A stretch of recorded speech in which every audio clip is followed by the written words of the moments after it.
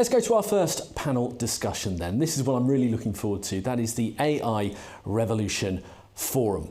Our guests today are Alejandra Leon Moreno, Industry Solutions Worldwide Delivery Lead, Data and AI, OpenAI, and Head of Architecture at Microsoft. We have Ross Sleight, Chief Strategy Officer, Europe, Middle East and Africa at CI&T.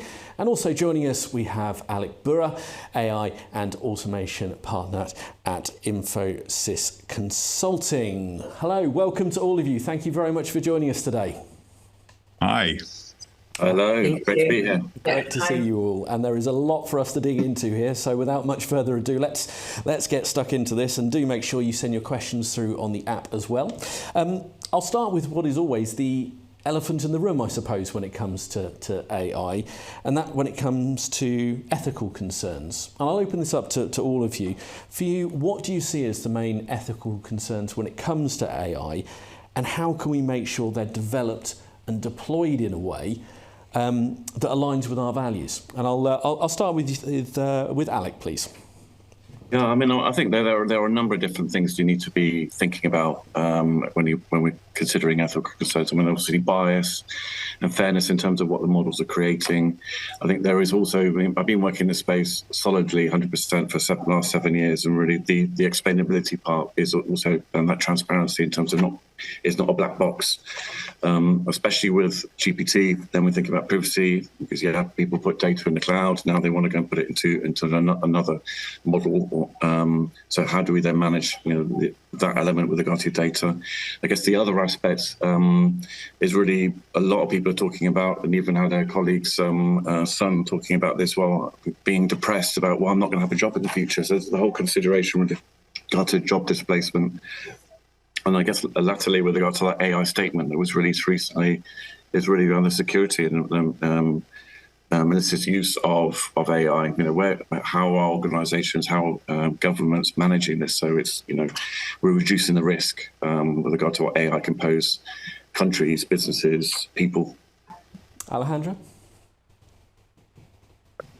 Yeah, I mean, similar angle. I think inclusiveness, it's an important one. For example, what we see sometimes is, especially with engineering people that are developing these AI systems, there is not a lot of minority groups. There is no women included as well, or it's not the same amount of people participating in these projects like men. So we see that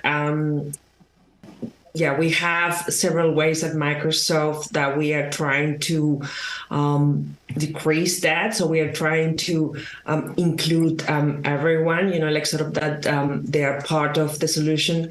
Also, privacy and security, it's important. That's embedded in our systems, enterprise security, transparency, and I think we are all accountable, right? AI systems will be deployed with different customers, different institutions.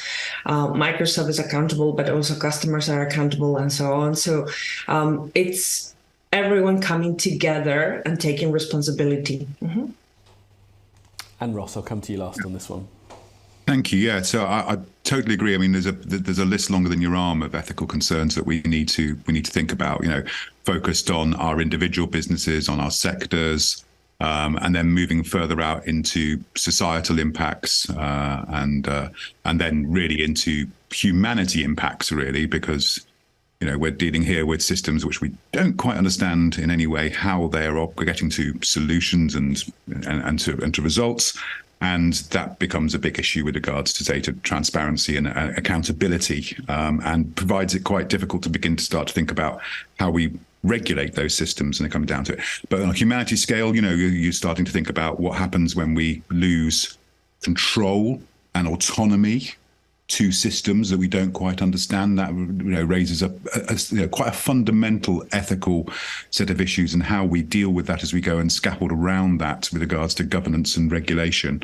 I think we're dealing with quite a sort of Promethean moment here, as accessibility to these technologies is greater than ever. And application of them is greater than ever. So we're in a point whereby, there's as much to think about before we rush forward, and the problem is the exponential growth of the development of these systems is making it very difficult for us to keep up, to even ask some of these basic ethical questions. You know, we've been asking these questions for decades, I would say, within the AI industry, and we still haven't got to significant conclusions about how to deal with this. But we've got exponential growth of development happening at the same time, which puts additional pressure on. And it's that growth I want. Sorry, if I could just expand on this slightly, because we've been talking about that growth and the Promethean moment and so forth, because AI really has broken through into the public consciousness now. It's connected to pretty much every news story that you cover. How important is it the messaging from the industry is clear and sensible and informed when it's actually going out to the wider public in this scenario? Because, as I said, that growth, that moment is now upon us. Alejandra, I'll start with you on the messaging.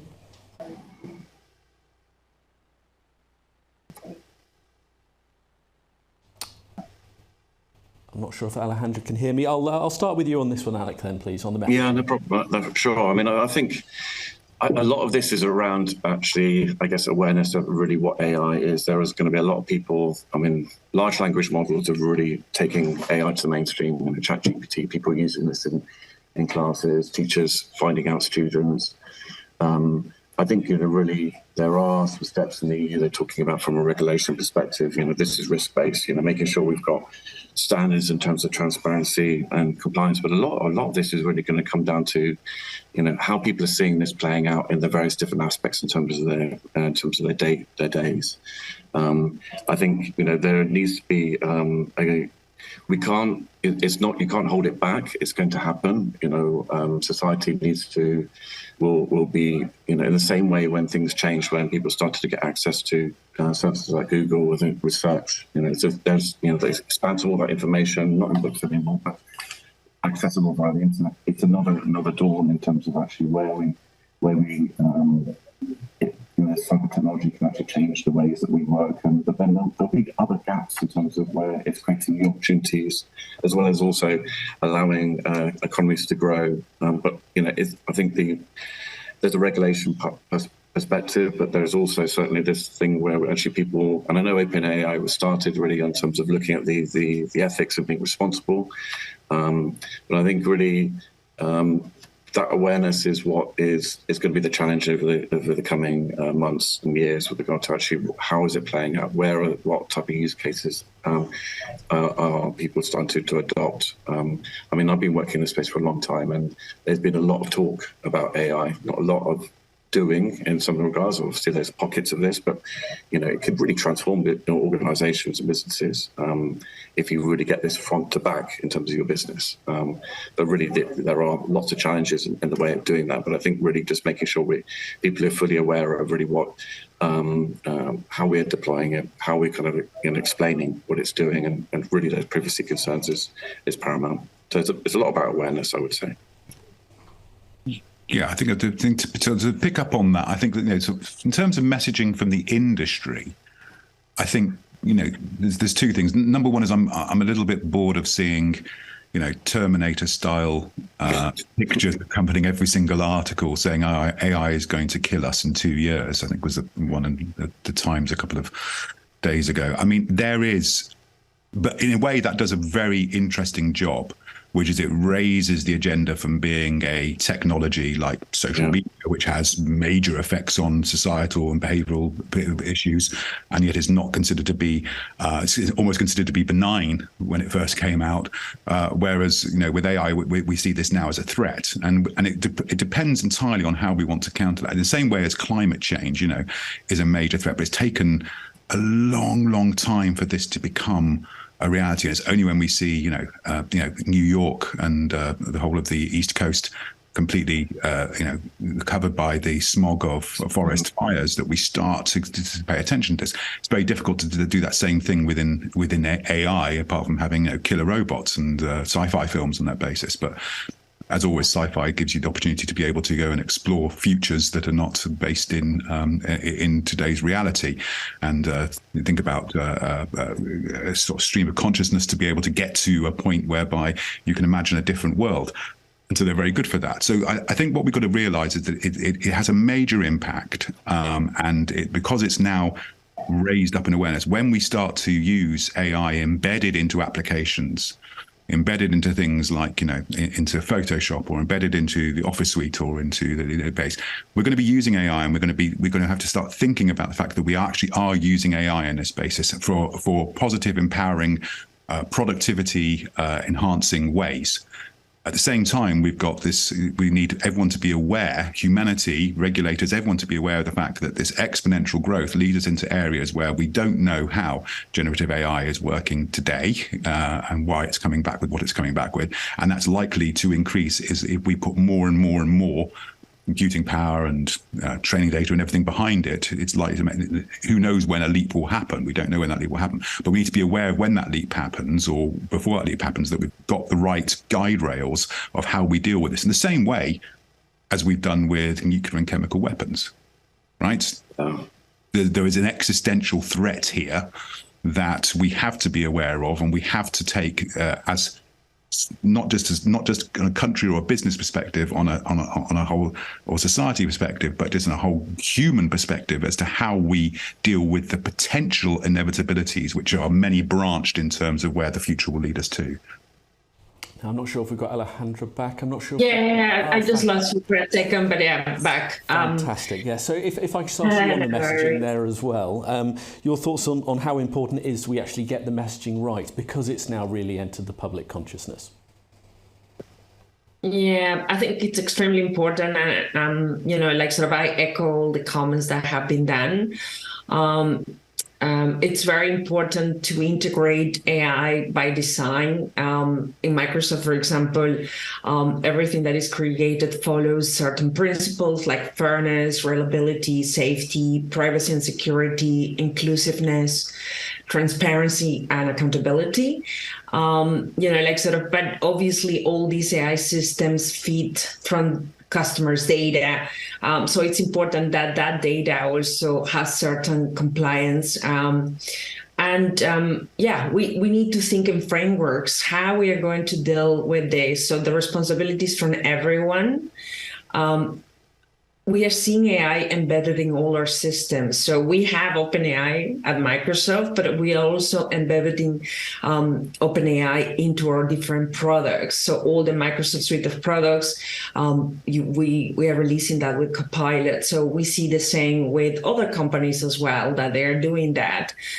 So it will be integrated in almost all the products at one point. So I'm thinking of a framework, something that is bigger than ourselves, and goes beyond just one company, but to different institutions. I think is clear as well. It's the way forward in order to avoid problems. Mm-hmm. I think that's the challenge which we've got as businesses or institutions. We need to develop those frameworks for ourselves and our stakeholders. We need that governance in place to be able to think about these questions, not down to an individual within who's responsible in terms of like data security, because it flows across every single department, every single silo within a business has the ability to be able to apply. But how do we apply it for good for all of our stakeholders? And how do we do that in a way which is positive, for our business? And that's going to, that is the responsibility of business and institutions. It's also the responsibility of governments and regulatory bodies to be able to provide other forms of frameworks. But we can't just say it's your job to go and do the framework. Every business should be looking at the governance of this and the ethical approaches to this and the stance that they want to take for every single stakeholder today. That's probably the biggest way to begin to start that journey now, if you haven't already started it, as well as the obvious way of experimentation and trialing out and doing everything there. That's the challenge I would pose for businesses: is get that governance framework started and discussed within your businesses. Let's dig into the regulation and the governance there, because it's something you've all mentioned, I think, on more than one occasion. Let's think about how's best this going to be applied. Is this best done nation by nation, business by business, region by region? Should it be worldwide regulations? Let's open the book on this. What do you think is going to be the best way, in a perfect world, which we'd all love, to actually try and get some kind of regulation framework to work alongside this revolution? I mean, right now you've got the EU's just released their starting point. I mean, obviously this has been going on for the last few years in terms of its adjustment, and the most recent statement is really around, for example, we can't use facial recognition in public spaces.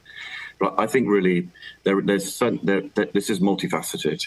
Organisations and themselves and those industry sectors need to have a handle on actually what they think is right, because it's specific to their type of industry and their business, and really how does that foster in your business's culture. So I think everyone should start to be developing those frameworks, as Ross was talking about earlier with regard to those specifics in terms of how it applies to yourself. I think that there's multiple different aspects to this, but its government has to be front and center, and you don't want it to not stifle the innovation that this can deliver. UK as an organisation, as a country, is struggling a little bit right now, but I think these things are going to help us be more effective and efficient as a country than that too with the businesses. So I think you need to do this on your own, as well as also be listening to what others are doing in your sector, as well as also what the government's doing, UK, Europe, and the globe.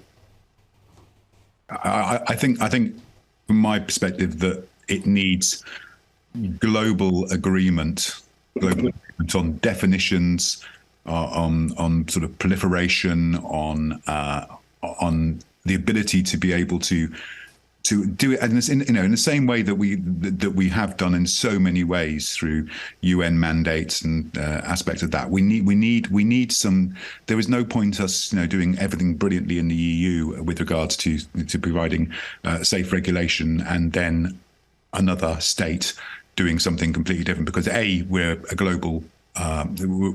Everything is global now with regards to business, and we're in a position whereby competitiveness, shareholders are going to want to see you as operating within the ability to be able to take the advantage of all the real massive positives of AI, as we talked about, in terms of productivity, in terms of insight and everything that we can gain from that. But ultimately, we're going to need global guide rails, which can then be implemented at more regional political levels down to country levels. But whilst we're waiting for that to happen, and that's well above my pay grade, and being able to say how we go about that basis, we as individual businesses, institutions and sectors and trade bodies can begin to start to say, what do we want to do and how do we feel? Yeah, I know that's the point I was making. I mean, it's going to take a long time for that global aspect. As long as your business has a good understanding of what it means for you, that's certainly your starting point. And obviously seeing how things develop and where people test and learn with regards to the application of technology in their businesses, the business processes with their customers. Yeah, I think. Yeah. Sorry, Alan. Yeah, no, I think it's, like if you think in GDPR, for example, like in Europe, it took a long time to come into place, and probably was like different iterations of the law, because if you see the restrictions that has to be plotted against the capabilities of different products, like in the marketing stack, for example, like you can track cookies and you can go into different levels of tracking and so on. So that will be a big angle of the framework, I will say. But I think in order to start, you have to start from each company, their data, the process, having that internal framework as well related to what they do. I think it's important, and then all coming together in place as well. But definitely something that is quite holistic, I think, will be the way forward. And I think regulation as well. You need to have a combined set of definitions. So we need to define, for example, what intelligence means, and everyone agree on that. But you also need to be able to enforce that regulation, which is the biggest issue. There's no point putting guide rails out if they're not enforceable. So, how do we enforce, regulation on AI research? Do we restrict training data? Do we restrict computational power? There's a whole set of issues as to how we deal with something. And I say I wouldn't like to be in regulators' shoes right now, because I think there is a significant challenge to be able to articulate, even at a definition level, as to what we're dealing with here and how we can then begin to enforce stuff, particularly when this is, quite often the commercial sector and the most powerful commercial entities in the world which are funding and driving this innovation that's going forward. And so what we've got to do is we've got to balance the potential negatives and the potential problems that we see alongside working with all the positives that we know and feel that can come from AI and that basis. And we've got to be really careful that we're not doom mongering on one side without seeing the benefits. You talked about innovation, we talked about productivity, we talked about the ability to be able to do things that we've never ever dreamt of being able to do. And those positives are the things that we've got to focus on being able to allow to grow at the same time as making sure that it's not used for the negative side of things. Yeah, these technologies are going to continue to evolve, and the methods really sort of help drive that transparency and accountability will all need to evolve with it. And obviously there's an interplay with regard to what's coming out of academia. There's an interplay with regard to the industry, and obviously there's a huge role from the government to just help police. But I think at the moment, with large language models or LLMs, this has opened the box wall, got people thinking more about the role of AI, but it's also ever present in people's lives already. So I think it's just the challenges of people in terms of seeing what it means in terms of their jobs in the future. I think that's probably one of the biggest things I'm seeing people thinking about.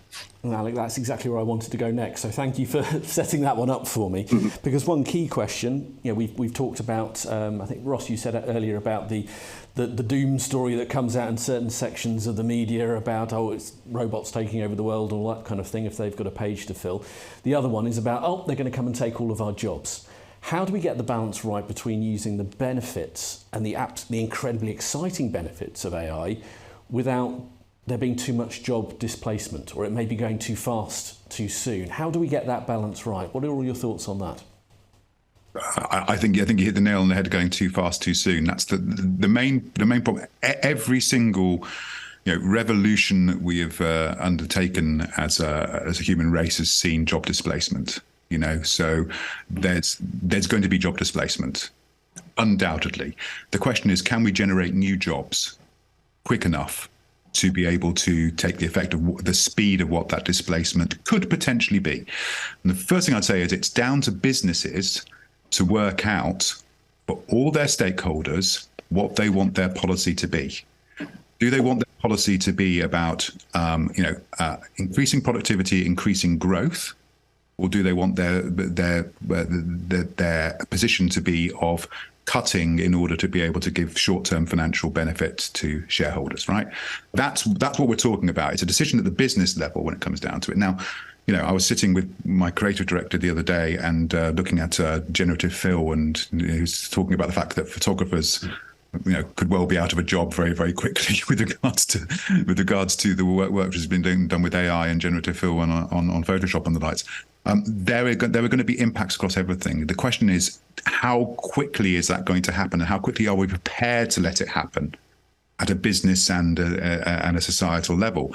Because we're in a position whereby we've got to be able to ensure that whatever we are doing is going to be positive for all our stakeholders.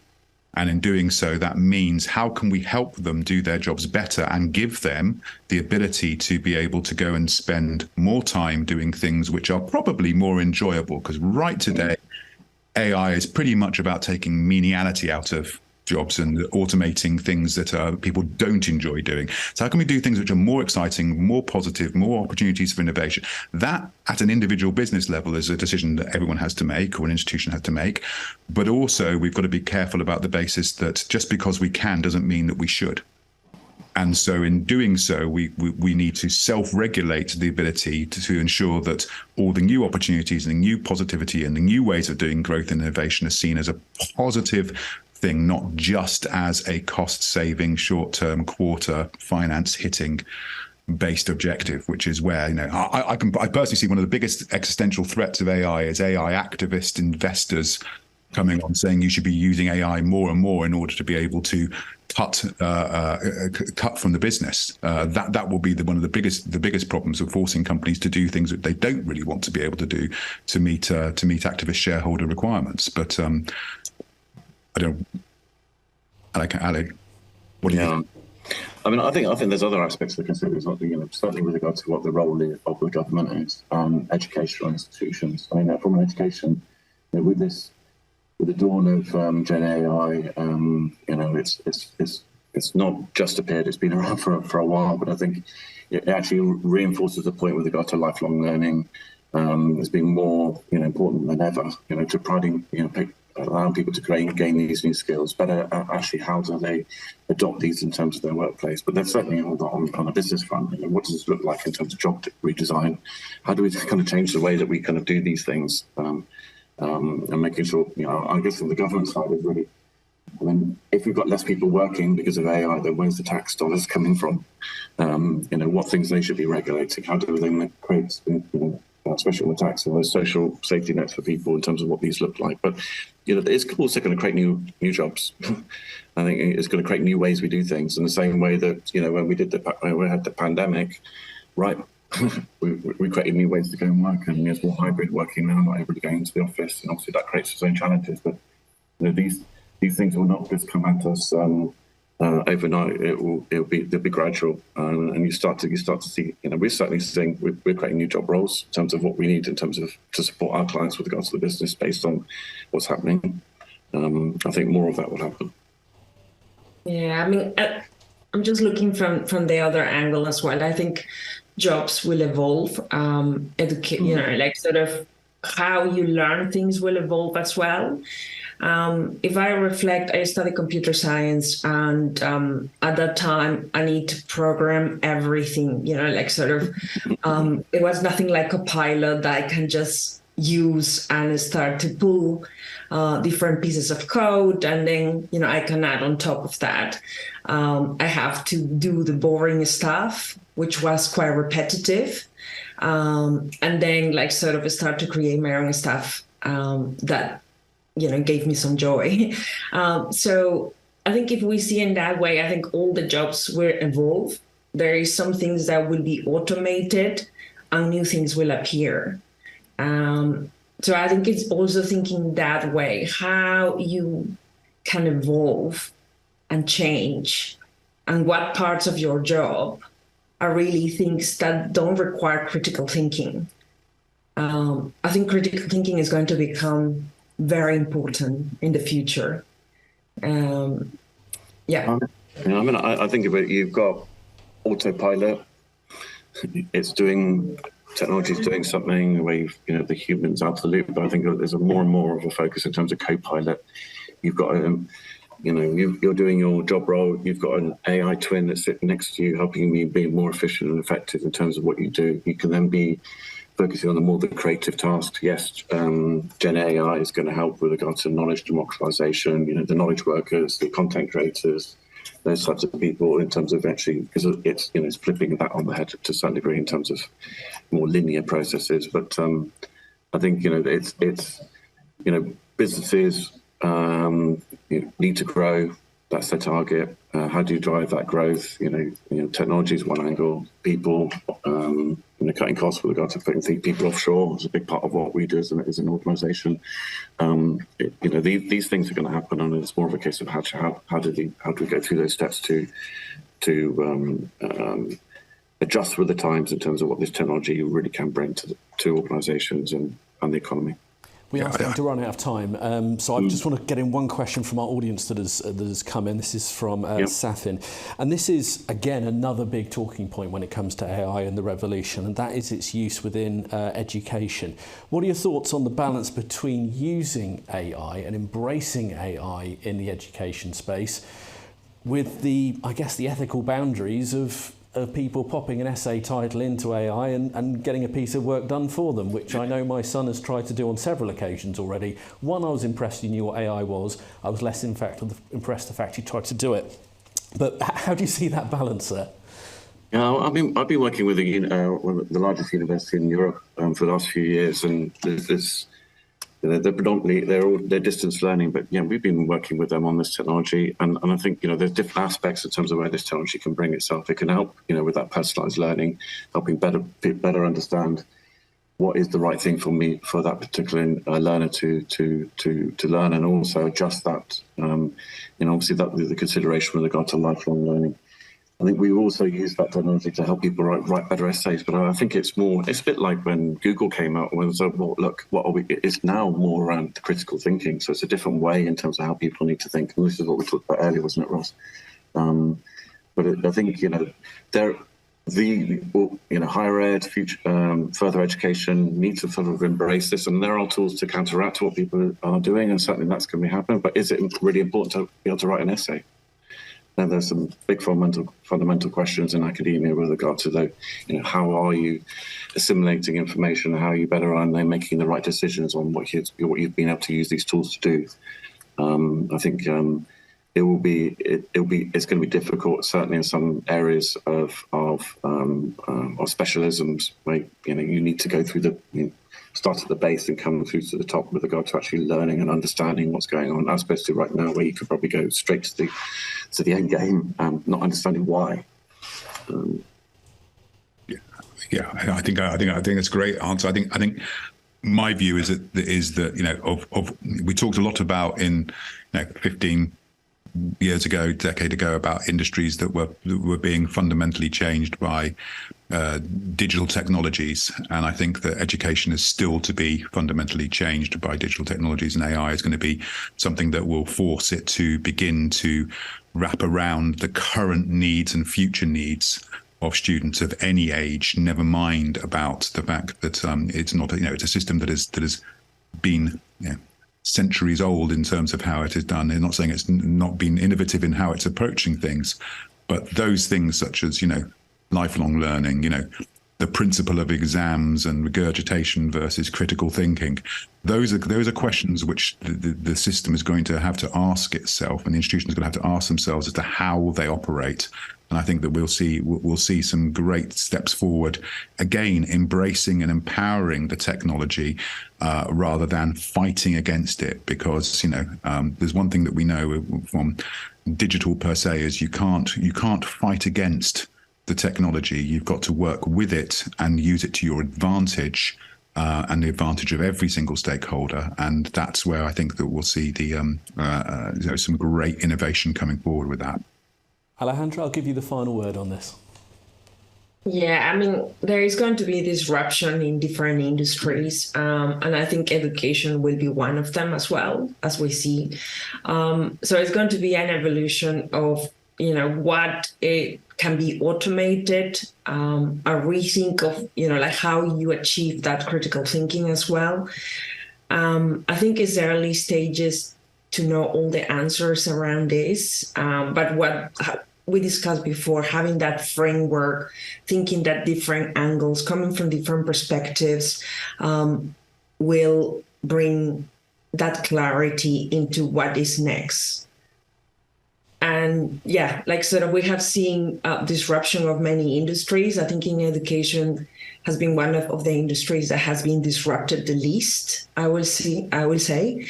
So that probably will change in the future. Yeah. Okay, Alejandra, Ross, Alex, thank you so much for your time. We could carry on all afternoon. I feel like we haven't even scraped the surface of this one yet. So thank you all so much for your time. Really appreciate it. And thank you for joining us here at Tech Live London. Thank you for having us. Thank you.